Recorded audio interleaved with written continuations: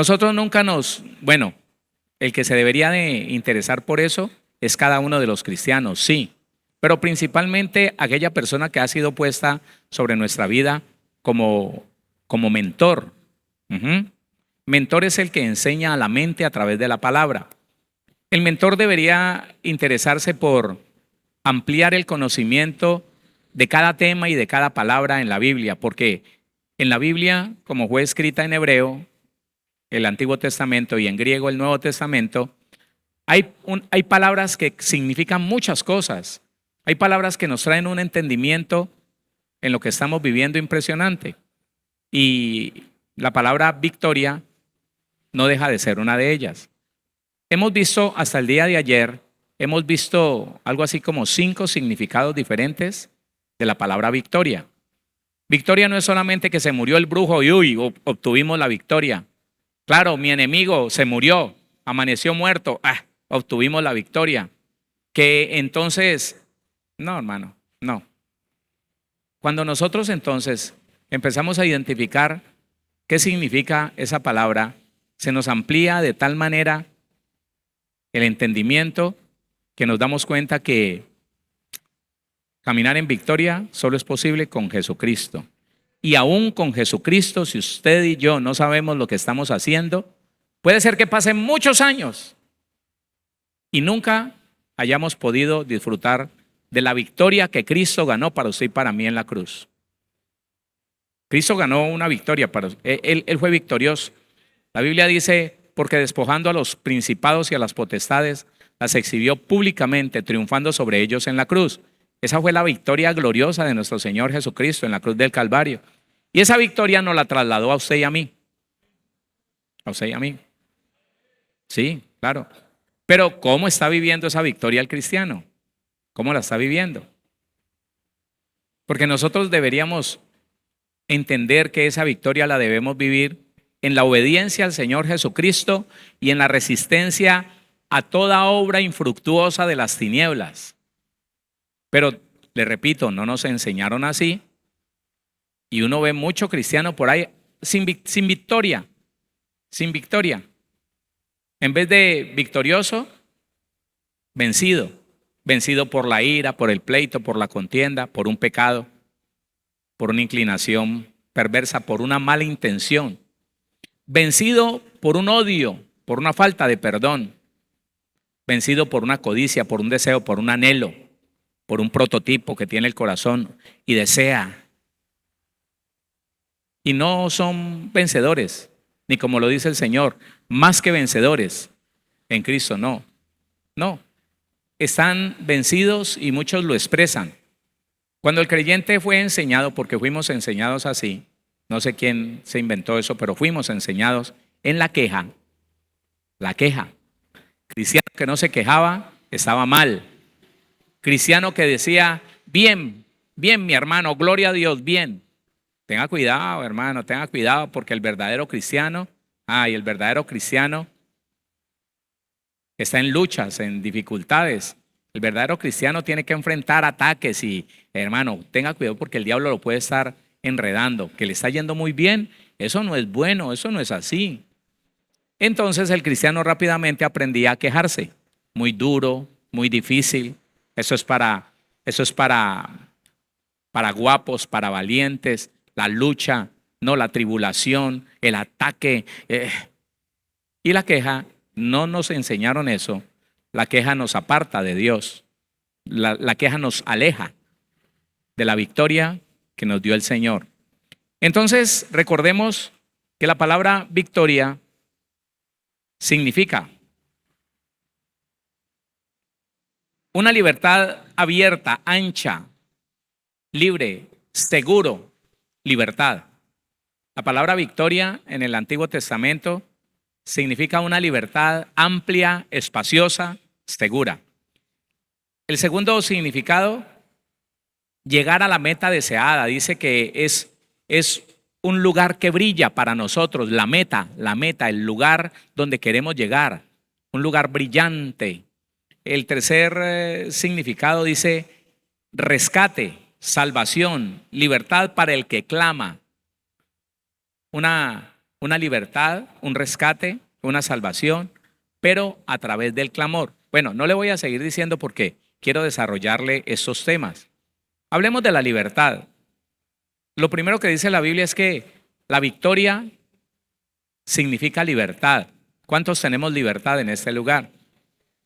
Si a usted le interesa aprender un poco más de la libertad, lleve unos 4 miércoles atrás. La predicación que es corta, porque lo que más hacemos es orar en los ayunos del miércoles, pero usted puede 4 o 5 miércoles. No importa, eso no le vale nada, eso es gratuito. Y usted puede aprender mucho sobre la libertad, pero déjeme decirle de la libertad algo. La libertad es la capacidad que el creyente tiene de no dejarse afectar de nada ni por nadie. Esa es la libertad. Que a usted no lo ponga mal la actitud o las palabras de otro. Que no lo llene de nervios lo que está pasando afuera o dentro de su casa. Que no lo llene de inseguridad. Que alguien le diga, yo no te quiero, ¿sabes qué? Vos sos mi peor maldición. Ah, bueno.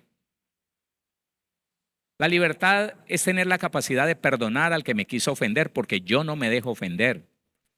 Eso es tan bonito cuando uno entiende. Nadie te ofende, tú te ofendes por lo que te quieres ofender. Nadie te puede hacer un desdichado sin tu permiso.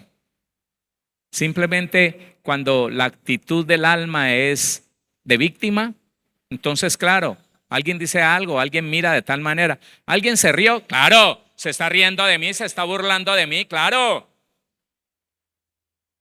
No hay libertad. No hay libertad para el que no puede perdonar. No hay libertad para aquel que ciertas cosas le activan la ira, que es pleitero, contencioso, que le deja de hablar a otro porque es que me ofendió, porque es que lo que hizo ¿sabe qué? No hay libertad. Entonces la libertad es muy amplia y cuando uno va alcanzando esa libertad, que viene por grados, que viene poco a poco, entonces realmente usted está en victoria. Cuando usted sabe lo que es la libertad y va alcanzando el entendimiento, y por el entendimiento el conocimiento, y por el conocimiento se va ejercitando en alcanzar esa libertad, entonces usted está caminando en victoria.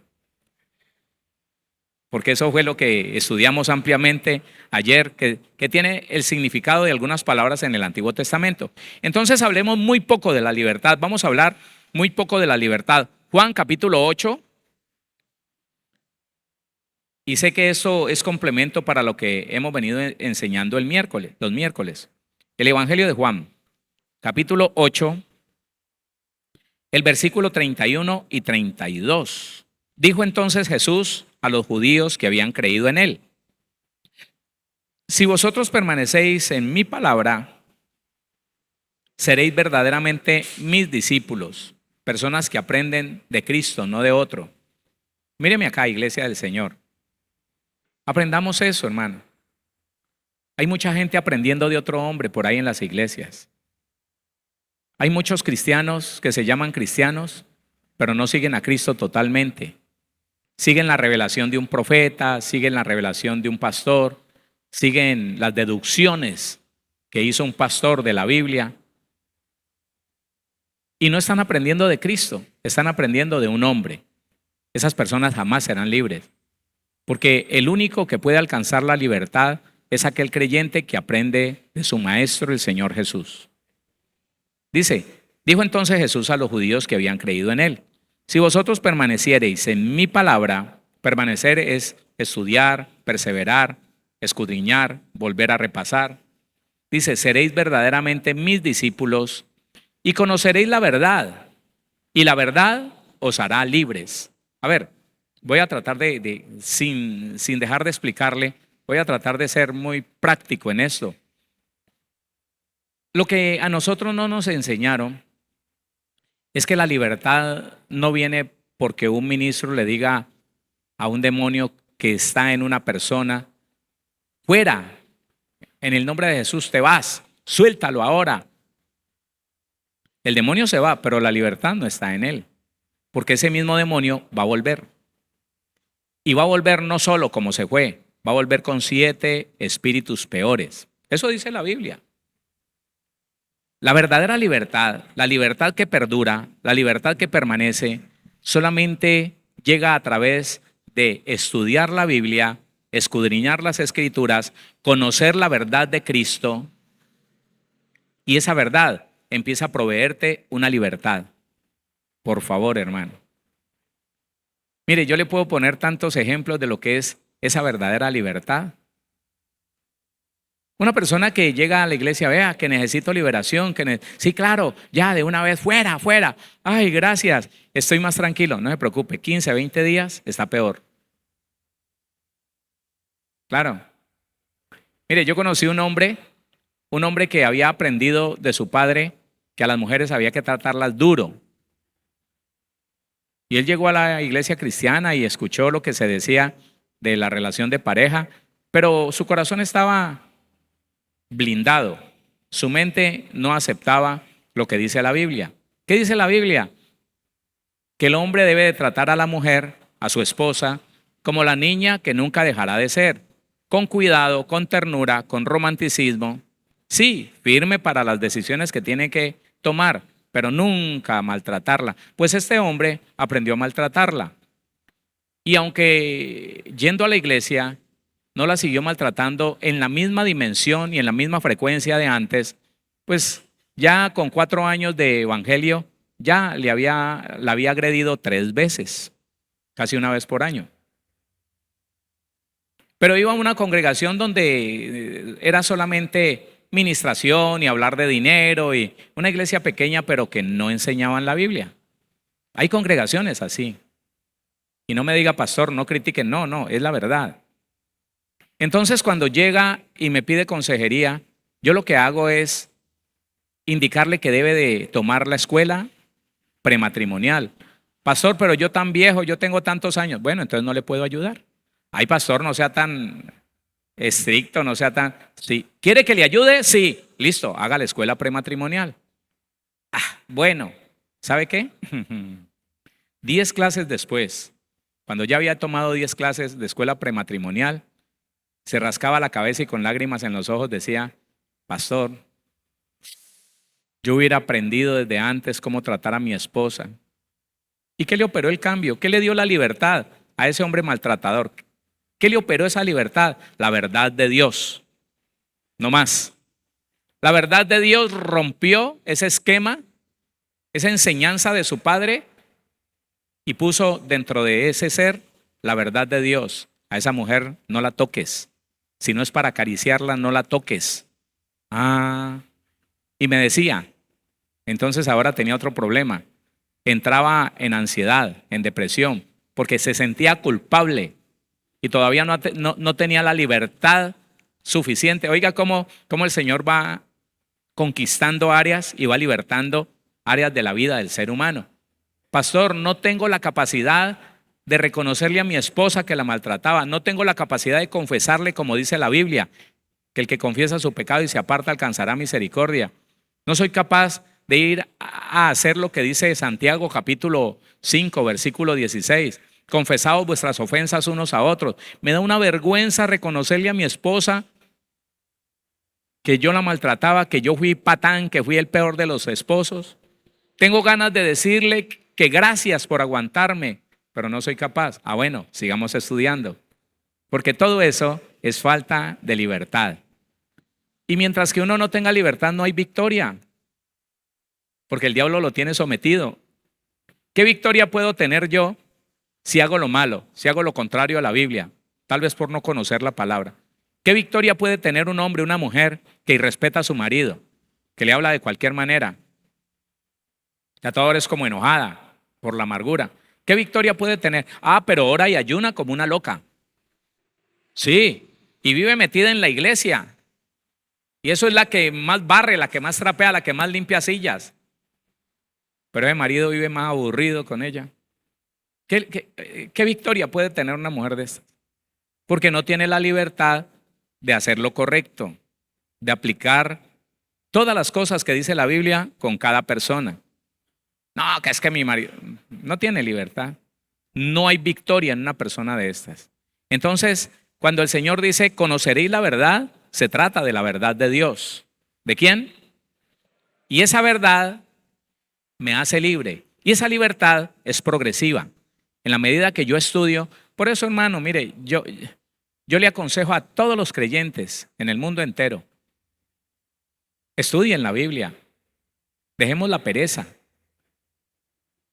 Hay muchos creyentes que con muchos años no conocen un tema y se ponen, ¿sabe qué? Se la pasan preguntando al uno y al otro. Ve, ¿y eso es verdad tal cosa? ¿O vos qué decís? Y se llenan de conceptos humanos. Unos les dicen que sí, otros les dicen que no, otros dicen que depende, otros dicen que en ciertas circunstancias, en fin.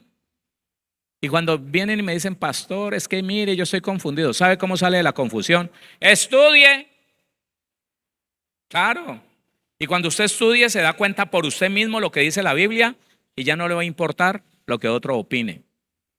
Hay que estudiar, hermano.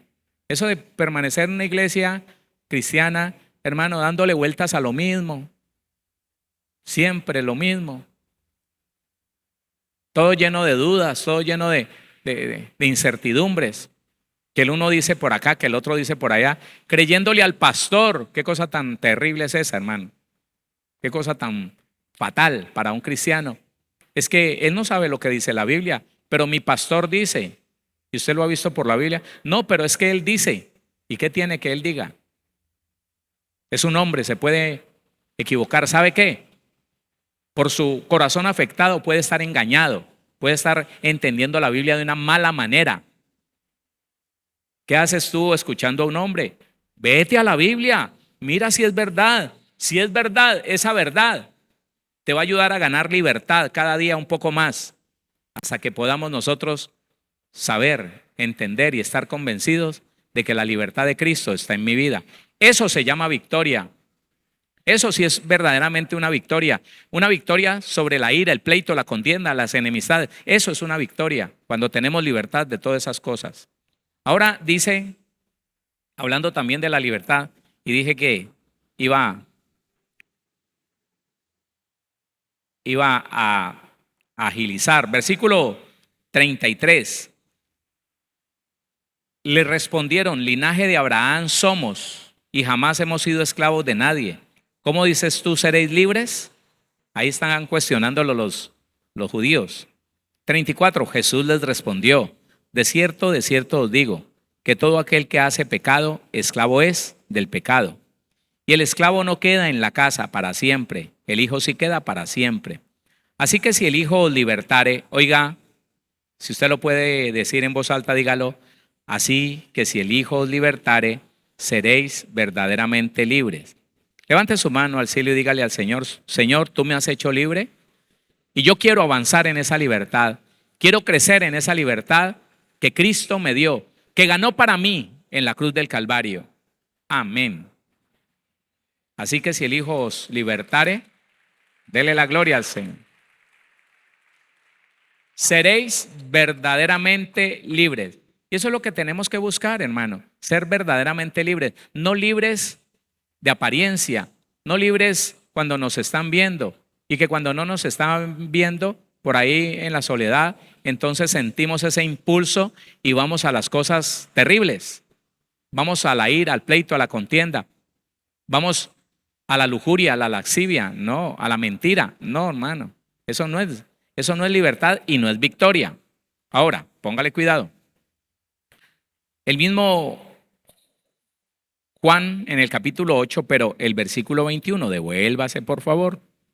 Otra vez les dijo Jesús, yo me voy y me buscaréis, pero en vuestro pecado moriréis. A donde yo voy, vosotros no podéis venir. Decían entonces los judíos, ¿acaso se matará a sí mismo? Que dice, a donde yo voy, vosotros no podéis venir.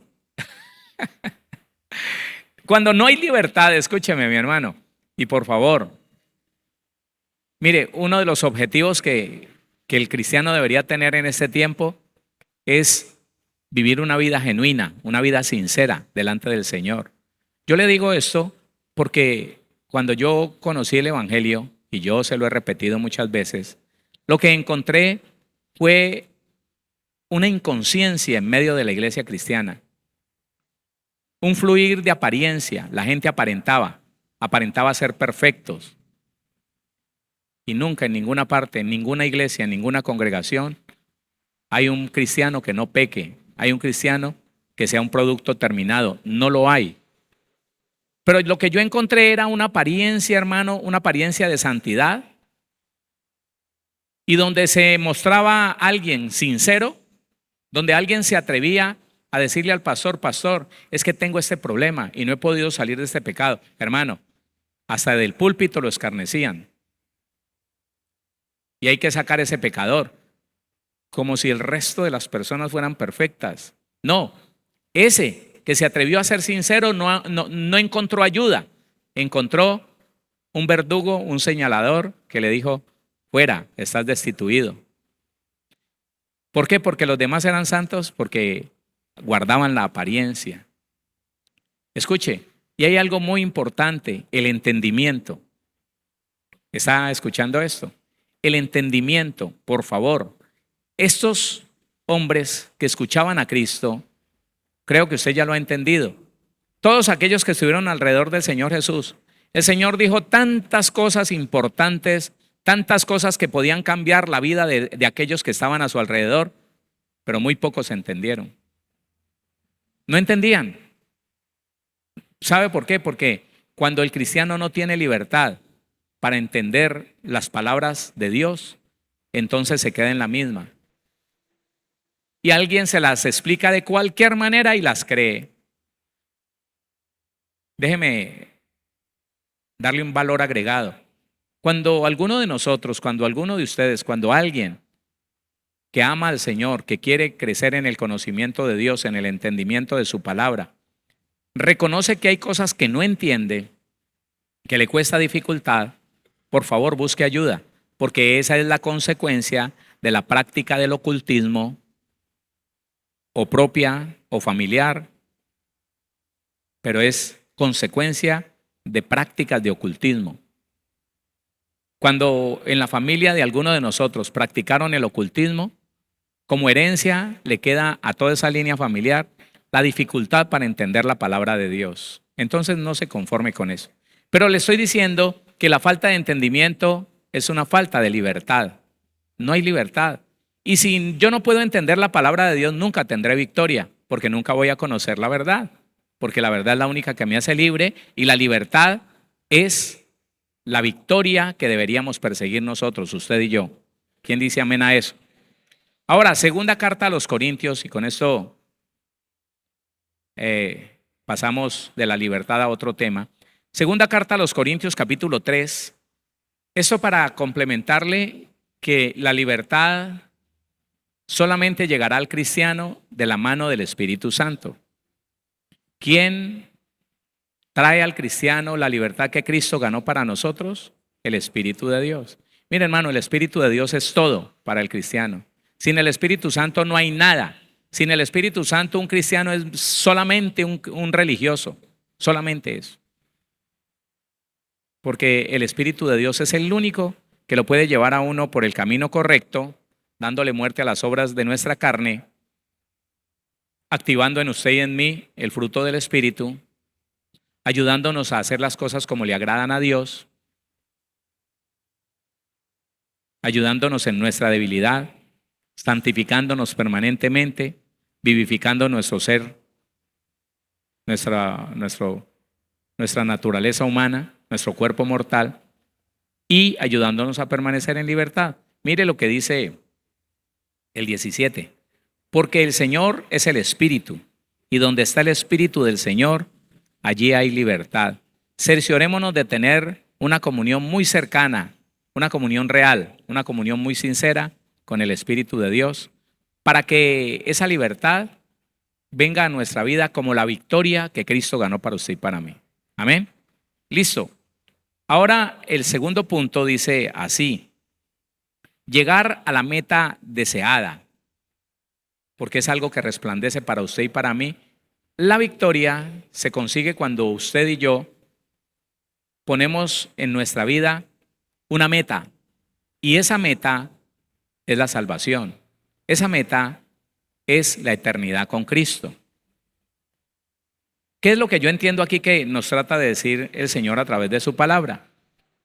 Que una persona puede puede vivir muy bien. Una persona puede hacer todas las cosas que dice la Biblia que hay que hacer, orar, ayunar. Pero si todo esto, ese creyente, ese hombre, esa mujer de Dios, lo enfoca en querer alcanzar una meta personal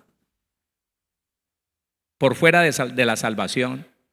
Yo no sé si usted los conozca, pero yo conozco cristianos que han querido usar a Dios para alcanzar sus sueños. Sí. Y quiero decirle que si Dios no me lo advierte, tal vez yo hubiera sido una de esas personas. Le voy a explicar por qué. Porque cuando yo conozco al Señor, cuando por curiosidad empiezo a leer una Biblia y el Señor me empieza a hablar, yo estaba en la mejor época del cumplimiento del sueño que yo tenía. Yo tenía varios sueños allá afuera. Ahora no me acuerdo de ninguno así como con esa vehemencia. Pero el mayor de mis sueños, aparte de ser buen músico, que no lo fui nunca, era tener una orquesta. Ya la tenía. Ya habíamos pasado unos tiempos de formación y ya estábamos en un punto donde la gente nos contrataba para ser teloneros de gente famosa, pero gente famosa, claro, aquí en Cali, en el Valle. Y cuando el Señor me dice a mí, entrégame la orquesta que voy a hacer algo con ella, yo sabiendo que es Dios el que me está hablando, lo hago. Sí, se la entrego. Y yo siento que lo hago con convicción. No me duele, no me lamento, no, porque Dios me lo estaba ayudando a hacer. Pero cuando pasa el tiempo, escúcheme, cuando pasa el tiempo y yo me integro a una iglesia cristiana, y en la iglesia cristiana entonces el pastor se mueve en inquietud. Hola, y ustedes son músicos, ¿cómo así? Y ustedes tuvieron orquesta. Venga, formemos la orquesta aquí. Y la formamos. Entonces era la orquesta de un trombón, 2 saxofones, 2 trompetas. Oigan, nos invitaban a muchas partes. Bogotá, aquí en Cali. Pero cuando me di cuenta, si el Señor no me lo hace ver, cuando me di cuenta yo estaba trabajando para eso, como tratando de que el Señor me permitiera, ahora en el cristianismo, cumplir mi sueño de tener la orquesta. Y el Señor me dijo, no, porque eso te va a volver al mundo, me dijo. Tienes un anhelo en el corazón, Héctor, y el anhelo marca el camino de retroceso al mundo. Es cuestión de días, Héctor. Si tú no entregas ese sueño, si tú no entregas ese deseo. Claro, yo me di cuenta que de cierta manera e inconscientemente mi alma me estaba llevando a usar a Dios para cumplir mi sueño, para desarrollar mi sueño que no lo pude hacer en el mundo. Yo le dije, ¿qué tengo que hacer? Y el Señor me dijo, no quiero que hagas nada de lo que aprendiste a hacer. Te voy a poner a hacer algo para lo cual no aprendiste. Y por cierto, le tenía miedo a hablar en público. Y un bicho de estos me ponía a temblar. Y él me dijo, vas a hacer lo que nunca aprendiste a hacer. Lo que aprendiste a hacer ya no lo vas a hacer más. Y empecé yo a entender, hermano, que muchos creyentes no están buscando conocer el propósito de Dios en su vida para llevarlo a cabo. No tienen como meta ya brillante, como meta luminosa ya la salvación y todo lo que el Señor ponga en ese camino hacia la salvación. No. Ellos dicen, no, Dios me va a ayudar a hacer esto porque voy a ser famoso, porque voy a tener mucho dinero, porque esto, porque aquello, porque lo otro. Entonces, la Biblia dice que esa no es la victoria.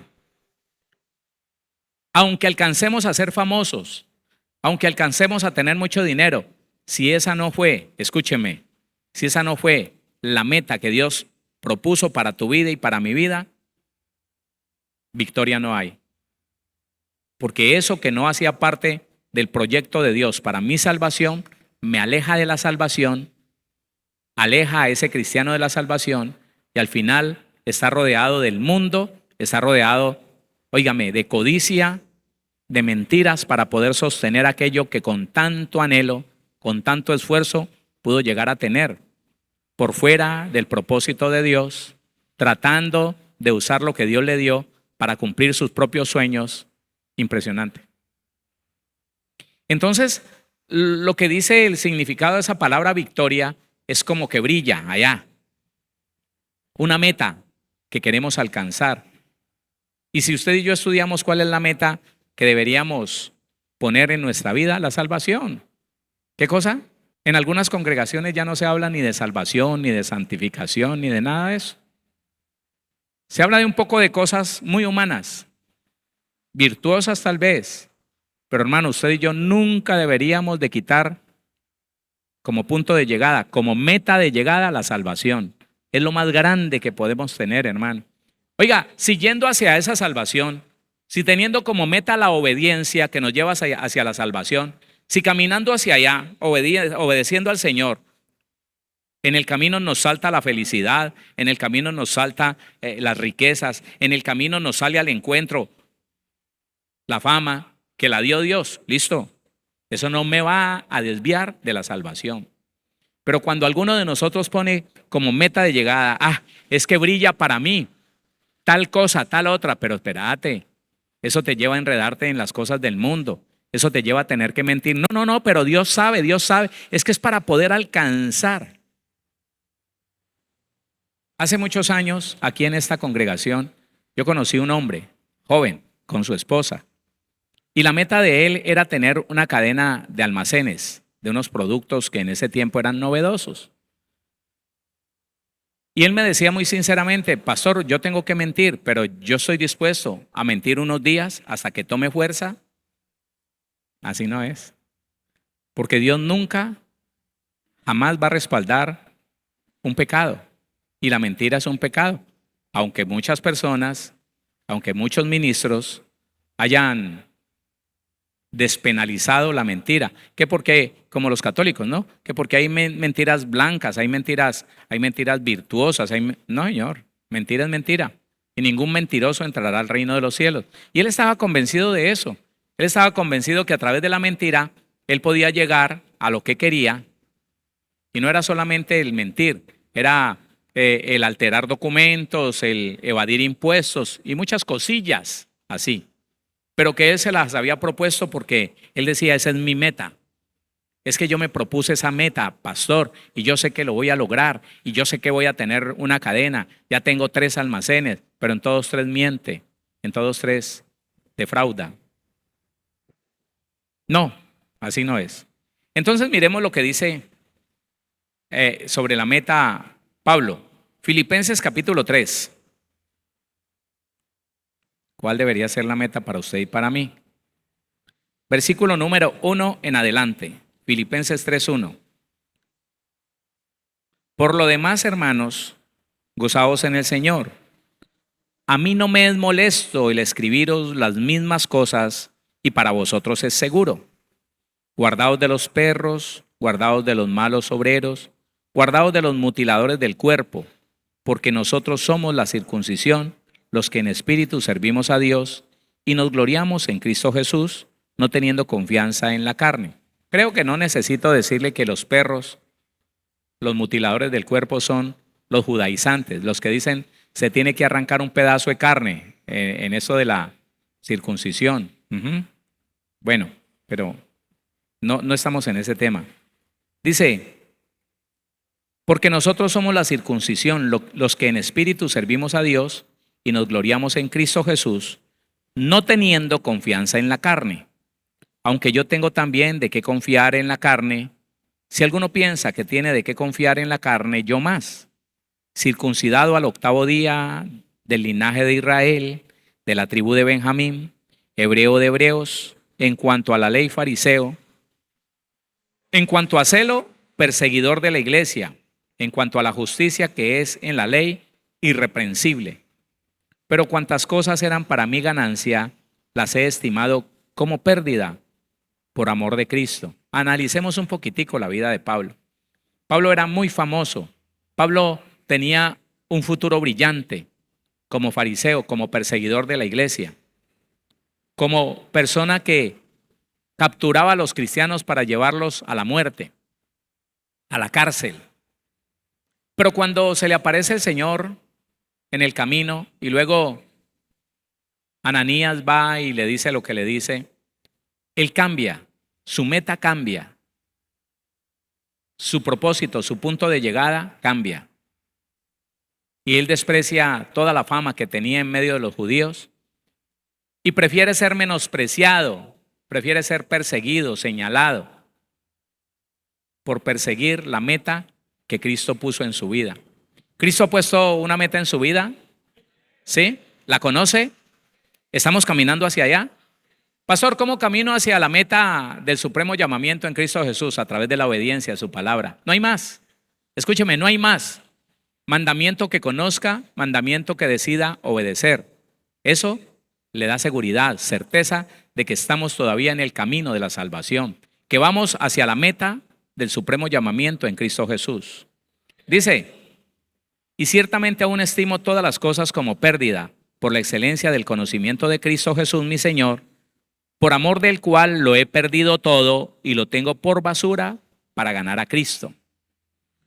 Y ser hallado en él, no teniendo mi propia justicia que es por la ley, sino la que es por la fe de Cristo, la justicia que es de Dios por la fe, a fin de conocerle y el poder de su resurrección y la participación de sus padecimientos, llegando a ser semejante a él en su muerte, si en alguna manera llegase a la resurrección de entre los muertos. No que lo haya alcanzado ya, escuche, no que lo haya alcanzado ya, ni que ya sea perfecto, sino que prosigo por ver si logro hacer aquello para lo cual fui también nacido por Cristo Jesús. Hermanos, yo mismo no pretendo haberlo ya alcanzado, pero una cosa hago, olvidando ciertamente lo que queda atrás y extendiéndome a lo que está delante, prosigo a la meta, al premio del supremo llamamiento de Dios en Cristo Jesús. ¿Cuál es la meta de Pablo? El obedecer la palabra del Señor, en cumplir con el propósito del Señor, el cumplir con lo que el Señor le encargó. Esa es la meta de Pablo. Y Pablo lo tuvo, todo lo demás lo tuvo por basura. El dinero, mire hermano, que el Señor nos ayude a no engañarnos, que a veces el cristiano se distrae, que hay una oportunidad de ganar dinero fácil y aunque sea con un poquitico de ilegalidad, eso te saca del camino de la salvación. Y muchos como ven que no les cayó un trueno encima o que no vino un profeta a decirle, ese dinero que te estás robando, no pasó nada, entonces siguen en lo mismo. Y son muchas cosas las que muchos cristianos determinan dejar de hacer con relación a la obediencia del Señor, porque les trae algún beneficio, alguna satisfacción. Ninguna, mi hermano, que el Señor nos ayude a usted y a mí. Ninguna satisfacción que desagrade a Dios, ninguna riqueza, ninguna fama que desagrade a Dios nos va a mantener en el camino de la salvación. Nunca. Y Pablo es un ejemplo. Él dijo, no, yo agradando a mi pueblo iba para la perdición. Ahora desagrado a mi pueblo, pero agrado a Dios. Ahora he puesto como mi meta, la meta del supremo llamamiento en Cristo Jesús, la salvación. Y para allá voy. Estamos en medio de luchas, de pruebas, pero para allá voy. No me dejo distraer. ¿Cómo sé que no me dejo distraer? Cuando ni las obras de la carne, ni las obras, ni el deseo de la carne, ni el deseo de los ojos, ni la vanagloria de la vida nos atraen, nos seducen. Nunca. Eso no nos podemos dejar llevar por eso. Que no, que es que hay una forma de evadir impuestos porque es que el gobierno está cobrando mucho impuestos. No, hermano. No, eso no le dé lugar a los demonios. No se salga de la salvación. Hágalo todo correctamente, hágalo todo lícitamente. Y el diablo nunca tendrá nada contra usted. Jamás, nunca el diablo podrá tomar ventaja sobre su vida, sobre su economía, sobre su familia. ¿Por qué? Porque vamos con una sola meta puesta delante de nosotros, la salvación. Dele la gloria al Señor. Dele la gloria a Dios. 13 y 14 dice, hermanos, yo mismo no pretendo haberlo ya alcanzado, pero una cosa hago, olvidando ciertamente lo que queda atrás y extendiéndome a lo que está adelante, prosigo a la meta, al premio del supremo llamamiento de Dios en Cristo Jesús. Ah, qué bendición. Que no se nos olvide, hermano, que esa es la victoria. Mientras que nosotros analicemos nuestra vida y nuestros pasos no se hayan desviado de la obediencia al Señor, usted está caminando en victoria, porque su meta sigue siendo la salvación. Y sabemos que la salvación no la vamos a conseguir sino a través de la obediencia a la palabra de nuestro Señor Jesucristo. ¿A la palabra de quién? No traigamos prácticas del Antiguo Testamento al Nuevo si es que el Señor Jesús no las enseña, si es que el Evangelio no las enseña. No. Qué importante entonces es que cada cristiano diga, bueno, listo, ¿qué estoy haciendo? ¿Lo que estoy haciendo me ayuda a permanecer en la salvación, sí o no? ¿O me estoy saliendo de la voluntad del Señor? A ver, un ejemplo. Una vez hablando de pero hablándolo entre los obreros, allá en Villavicencio, me dice un hermano servidor, me dice, pastor, yo hace mucho tiempo tengo un pleito con un vecino que es muy difícil. Y el tipo echa sátiras y el tipo me mira mal. Y algunas veces cuando puede hasta me tira basura al antejardín. Yo no lo odio, pastor, pero yo sí he orado al Señor para que me lo quite de encima. ¿Usted sí sabe qué significa eso? Yo he orado para que el Señor me lo quite de encima. Me lo imaginé yo con la oreja agarrada diciendo, Padre, córtalo, Señor, córtalo ahora mismo. Entonces yo le decía, hermano, todo este tiempo, ¿cuánto tiempo lleva?